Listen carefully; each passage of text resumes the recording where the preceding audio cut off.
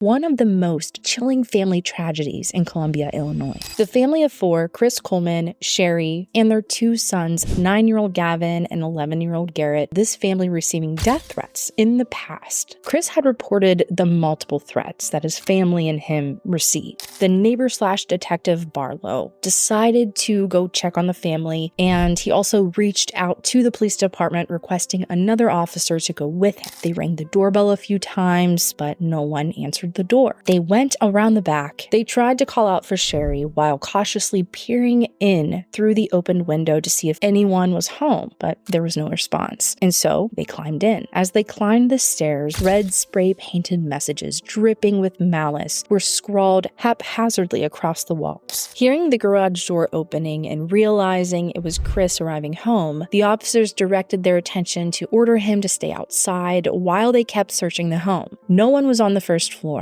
and so they made their way to the top of the stairs, where, to their left, in the master bedroom, lying face down on the bed, naked, was Sherry. She didn't have a pulse. Her two sons, Garrett and Gavin, were also in their rooms, and they were found deceased as well. Now, naturally, the police, they wanted to talk to Chris, because after all, he's the only family member left alive. And according to his story, his family was murdered while he was at the gym during the early morning hours. During the recorded interview at the station, the officer asked Chris if he knows how his family was killed, and he said he didn't know. He handed over his clothes and computer, granting the police permission to examine his mail and conduct a thorough search of his house and his car. Chris was on their radar for sure as a potential suspect, despite the threats. It became even more apparent when they opened up the doors to his personal and secret life. Chris was having an affair with a woman named Tara. On Friday, November 14th of 2008, a few employees who work for JMM, including Chris, received an email with the subject line reading,